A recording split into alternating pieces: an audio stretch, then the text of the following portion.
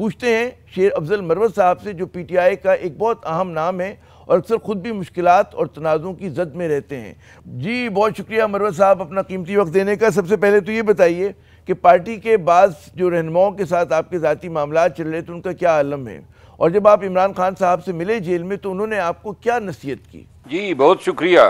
Party के अंदर चंद इनफरादी हैसियत में जिन अफराद के साथ इख्तलाफात थे वो मेरे पैदा करदा नहीं थे, न मेरा इन हजरात के साथ कोई रास्ता कटता था। और चूंकि खान साहब से मैं मिला नहीं था 3 माह तक, 3 माह के बाद जब मैं मिला तो जो गलतफहमियाँ थी और जो खान साहब को उनके कान में बातें डाली गई थी वो तमाम जो हैं उनकी वजाहत हो गई, गलतफहमियाँ दूर हो गई। और जिसके बाद खान साहब ने कहा कि पार्टी के अंदरूनी इख्तलाफात या जो मेरे साथ इख्तलाफात रखते हैं उनका तस्करा जो है मीडिया पे न करूं। तो लिहाजा बहरहाल मेरा खान साहब के साथ ही ताल्लुक़ है और खान साहब को ही रिपोर्ट करता हूं, बाकी अफराद के साथ जो है मेरा कोई लेना देना नहीं है। अच्छा, वो जो कहते हैं ना मरवत साहब के अमूमी तौर पे जो पुख्ता किस्म की सियासी क़यादत और जमातें होती हैं, इख्तलाफात तो हर जमात में होते हैं लेकिन वो अपने फोरम्स में उस पर बात करती हैं। हैरत ये होती थी कि PTI की खबरें बाहर आ जाती हैं, उसकी क्या वजह है? ना तजर्बेकारी है, मुहिम जोई है, किस तरह से आप उसको इंटरप्रेट करेंगे?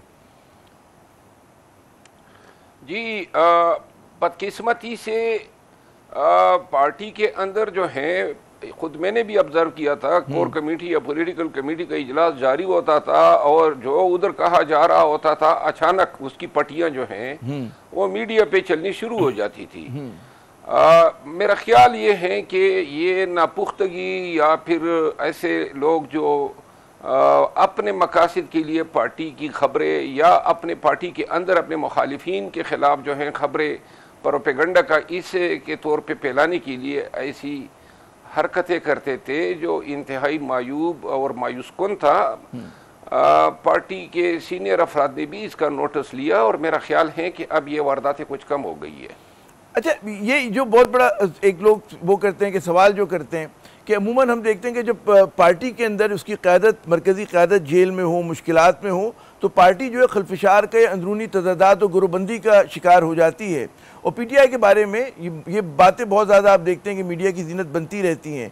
तो बात को कम करने के लिए, गुरोबंदी के ख़ात्मे के लिए क्या इक़दाम आते हो? कितनी बड़ी है वो गुरोबंदी? पाकिस्तान तहरीक इंसाफ की एक खसूसियत ये है कि पार्टी के अंदर कोई ग्रुपबंदी नहीं कर सकता है खान के ख़िलाफ़, क्योंकि ताकत का मंबा खान है और कोई भी शख्स या अशखास, ग्रुप या ग्रुप्स खान के साथ इख्तिलाफ को अफोर्ड नहीं कर सकते हैं।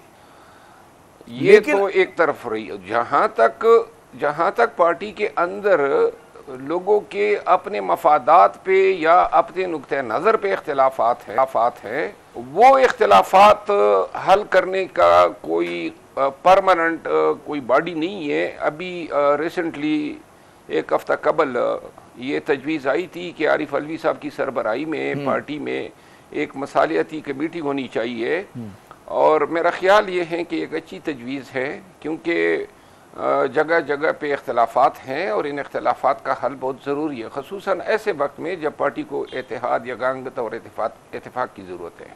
और ये जो गुरोबंदी और इख्तलाफात हैं, आपके ख्याल में क्या अगर PTI जलसा जुलूस करती है, कोई तहरीक की बात होती तो वो असरअंदाज होगी उसके ऊपर? मतलब उसकी वजह से कमज़ोरी नुमायाँ होगी पार्टी में? जलसे जुलूस और ग्रुपबंदी पर कहीं ना कहीं पे शायद असरअंदाज हो, लेकिन जिन लोगों ने खान के लिए आना है वो उस तादाद पे असरअंदाज नहीं हो सकती है, अलबत्ता स्ट्रेटजी पे असरअंदाज हो सकती है यही। लेकिन मेरा ख्याल है कि जब हम एहतजाज के लिए निकलेंगे तो फिर ऐसे अफराद पर मुश्तमिल कमेटी बनी होगी जो सबको काबिल कबूल हो और गैर मुतनाज़ा हो। क्या पार्टी की सफ़ों में एहतजाज के बारे में सोचा जा रहा है संजीदगी के साथ? जी एहतजाज का फैसला हो चुका है और इंशाअल्लाह सितंबर के महीने में ही चौथे हफ्ते या 5वें हफ्ते में इसका ऐलान होगा। अच्छा, तो इसकी क्या वजह है कि क्या हालात को देखकर आप लोग मजबूर हो गए कि अब कानूनी जंग और ये जो आप लोग पार्लियामेंट के अंदर बैठे हुए हैं, वहाँ जो है आगे बढ़ने का रास्ता नहीं मिल रहा। और आपके ख्याल में बाज़ लोग कहते हैं कि जी पाकिस्तान इतनी इस वक्त मुश्किलात का शिकार है कि किसी एहतजाज का मुतहम्मिल नहीं हो सकता, तो पाकिस्तान और उसकी मईशत के साथ ये जुल्म होगा अगर कोई बड़ी जमात जो है वो एहतजाजी सियासत करती है। मरवा साहब जी,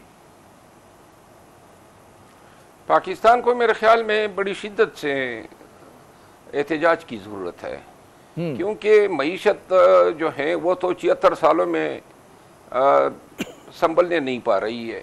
बदआमनी की यही सूरत हाल है, 25 साल से दहशत गर्दी जारी है और इतने ऑपरेशन हुए, कोई इसका हल नज़र नहीं आ रहा है। हमारी खारजा पॉलिसी जो है वो भी तनज़्ज़ुली का शिकार हैं और करीबी ममालिक के साथ तक हमारे ताल्लुकात जो हैं तकरीबन मफकूद है। पाकिस्तान तहरीक इंसाफ जो है अगर एहतजाज करती है तो एहतजाज कानून की हुक्मरानी, बदआमनी के ख़ात्मे, हकीकी आज़ादी और अदालतों की आज़ादी के साथ साथ खान की आज़ादी और मैंडेट की रिकवरी के लिए होगा। मैं ये समझता हूँ कि एहतजाज का जो रास्ता है हमने ऑलरेडी ताख़ीर कर दी है। पूरी कोशिश की हमने कि शायद 8 फरवरी के बाद जो है हमें इंसानों की नज़र से देखा जाए और कोई हमारे हकूक़ का एहतराम किया जाए, लेकिन इसके बाद पे दर पे जो वारदातें हुई, ज़िमनी इलेक्शन, सेनेट में जो हमारी सीटें हथियाई गई, रिज़र्व सीट का फ़ैसला नहीं माना जा रहा है और फिर इलेक्शन कमीशन के ज़रिए कोई 5-6 हमारी नशिस्तें जो हैं रिकाउंटिंग के नाम पर छीनी गई। ये एक लामतनाही सिलसिला है। खान बदस्तूर जेल में है, मिलिट्री ट्रिब्यूनल जो हैं जो इसमें सिविलियन बदस्तूर नज़र बंद हैं। पाकिस्तान तहरीक इंसाफ की लाहौर की क़ियादत जो है पंजाब की, वो फ़िलहाल जेलों में है।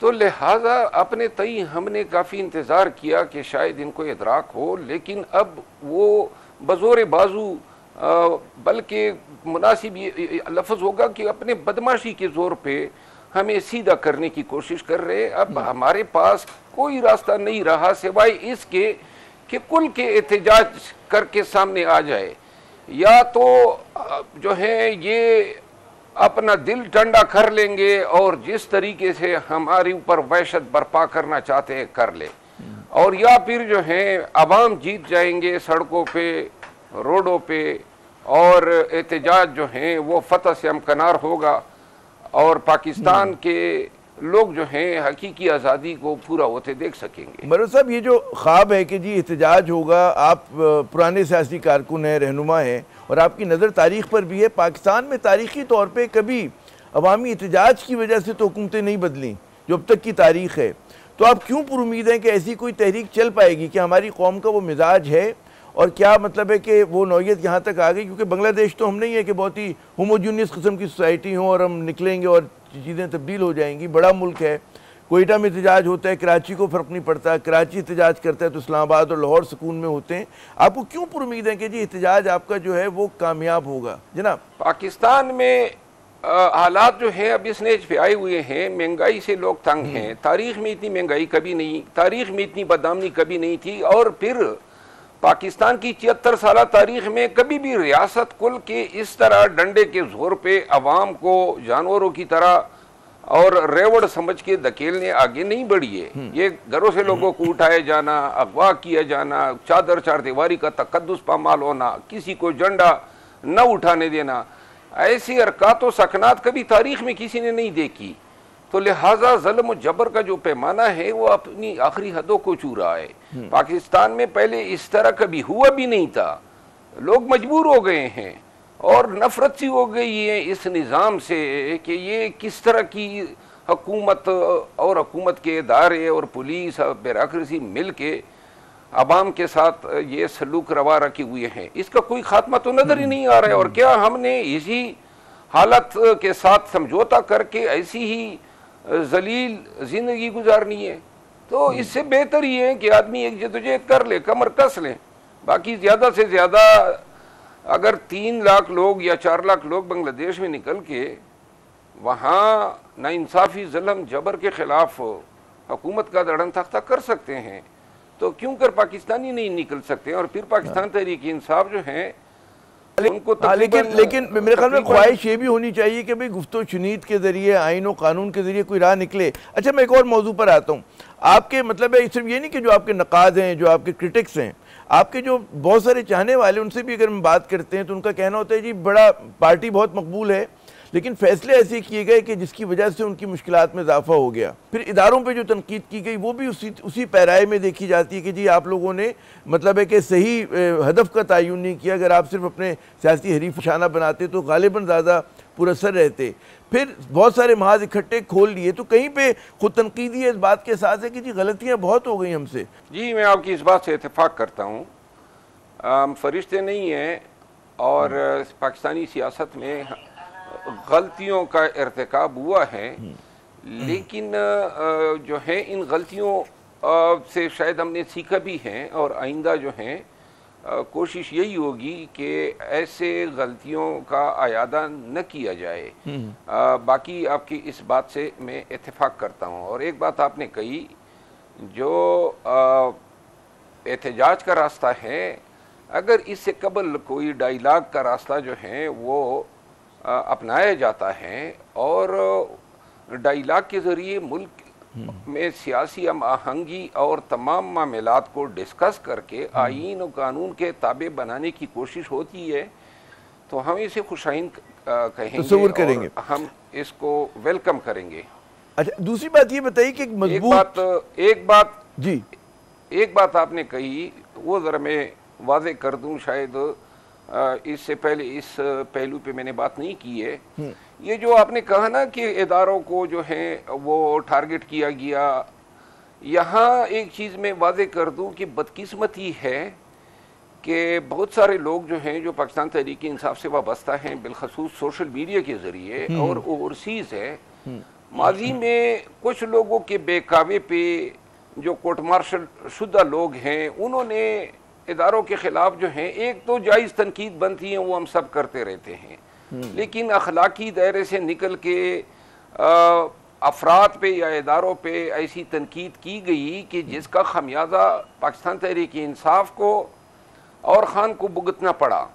मैं मिसाल देता हूँ, ये इद्दत का केस जो ख़ान और बीबी साहिबा पे थोपा गया, ये बेसिकली एक रिएक्शन था, एक सोशल मीडिया पे एक फ़ौजी अफसरान के ख़िलाफ़ अखलाकी किरदार खुशी का एक सिलसिला शुरू किया गया, एक्ट्रेसेस के नाम लिए गए और जाने अनजाने में बहुत सारे लोग जो हैं इस प्रोपेगेंडा का हिस्सा बन गए और इसको पाकिस्तान तहरीक इंसाफ से तागिया, जिसका सिला इस सूरत में मिला। फिर इसी तरह सन 71 के उस स्टेटमेंट का हवाला जो है जिस तरह उछाला गया, लिहाजा ओवरसीज़ पाकिस्तानी जो हैं वो ऐसे किसी प्रोपेगेंडा का हिस्सा न बने जो नादानिस्तगी में जिसका खमियाजा खान साहब को भुगतना पड़ता और है और उसको मुल्क को भी भुगतना पड़ता है। दुरुस्त। अच्छा, मुझे एक और जी मुल्क को भी इससे जी अच्छा, मैं क्योंकि आखिरी लम्हात है सेगमेंट के, नुकसान मेरे दो तीन और अहम सवाल आते हैं। क्या वजह है कि पीटीआई जो एक मजबूत किस्म का हिज़्ब इख्तिलाफ का महाज बनाने में, इत्तेहाद बनाने में इतनी कामयाब नज़र नहीं आती? ठीक है, बन तो गया इत्तेहाद, लेकिन उस तरह से फाल नहीं हो रहा जो एक ज़माने में MRD का हुआ करता था या ARD का हुआ करता था। क्या वजह है इसकी? आपकी बात सही है। मेरा ख्याल है कि अभी तक इंस्टीट्यूशनल तरीके से पोजीशन जो है सेनेट और कौमी असम्बली में वो किरदार एज्यूम नहीं कर सकी हैं जो मौजूदा आलात में एज्यूम होना चाहिए था। बहुत सारी डिस्ट्रैक्शंस पैदा हो जाती है, मिसाल के तौर पे अदालती मुकदमात, खान के मुकदमात, आईनी मुकदमात, एक फ़ैसला आ जाता है, फिर फैज़ की गिरफ्तारी हो जाती है और यूँ एक फोकस जो है वो डिस्ट्रैक्ट होता जाता है। मेरा ख्याल ये है कि सितंबर के अब आखिर तक बहुत सारे मामलात जो हैं उनकी सिबत का तयन हो जाएगा।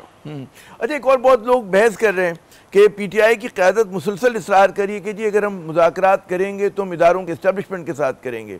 आप क्या समझते हैं कि वक्त नहीं आ गया कि मतलब अगर हुकूमत के साथ भी हों उसमें क्या कबाहत है? नहीं, मेरा ख्याल है कि मैं ये ज़ाती तौर पर समझता हूँ कि मुज़ाकरात अगर होने हैं तो मुज़ाकरात के एसेंशियल कंपोनेंट्स हैं एस्टेब्लिशमेंट के अलावा पीपल पार्टी, PMLN और जो और पार्टीज़ हैं जिन्होंने इस्तेफादा किया है, मिसाल के तौर पे MQM, हत्ता कि जमीयत उलमाए इस्लाम भी इन तमाम सियासी कुव्वतों के साथ बैठना पड़ेगा और उनके साथ बैठ के अलावा वो और सियासी पार्टियां जिस तरह ANP हैं या मेंगल साहब हैं, जिनकी पार्लियामान में नुमाइंदगी है और जिनकी नहीं भी हैं लेकिन बड़ी पार्टियां हैं जिस तरह जमात इस्लामी, इन तमाम को टेबल पे ला के बिठाना होगा कि हम इस मुल्क का क्या असर करते जा रहे हैं। एक इमरानी मुआहदे की ज़रूरत है जिसके ज़रिए ये एहसास होना चाहिए कि जिसका काम उसी को साजे। अदलिया का काम अदल इंसाफ के साथ, फौज का काम डिफेंस के साथ, सियासतदानों का काम सियासत के साथ चलाना। अच्छा, आखिरी लम्हाते में चाहूंगा सियासत के साथ जी एक क्विक आखिरी सवाल मैं करूं सेगमेंट का। आप क्या पेशगोई करते हैं, आपका तज्जिया क्या कहता है कि इस हुकूमत और इन असेंबलीज की क्या म्याद होगी? ये असेंबलीज मुद्दत पूरी करेंगी? हुकूमत आपको मुद्दत पूरी करती हुई नजर आ रही है? जी मेरा ख्याल है कि अपने तारीख के उस फेज से गुजर रहे हैं जहां हम इंतहाई गैर यकीनी सूरत हाल से दो चार हैं। शायद ही 20-25 सालों में हम इतने गैर यकीनी सूरत हाल से दो चार हुए हो। मैं समझता हूँ कि अगर होश के नाखून न लिए गए और तमाम बशमूली इस्टेब्लिशमेंट और सियासी कुव्वतों ने जो है ये बिगड़ती हुई सूरत हाल का इदराक नहीं किया, तो मेरा ख्याल नहीं है कि हम जो हैं जमहूरियत को जो है वो पलता पनपता हुआ देख सकेंगे, देख पाएंगे। बहुत बहुत जो है शायद मुझे खता कलामी करनी पड़ रही है क्योंकि सेगमेंट का वक्त ख़त्म हो रहा है। बहुत शुक्रिया मरवत साहब, आपने अपना कीमती वक्त दिया। नाज़रीन, यहाँ पे हम लेते हैं वक्फा के बाद जब दोबारा हाजिर होंगे तो बलूचिस्तान का सुलगता हुआ मसला उस पर बात करेंगे। साबिक़ वज़ीर आला बलूचिस्तान डॉक्टर अब्दुल मालिक साहब हमारे साथ होंगे, हमारे साथ रहिएगा।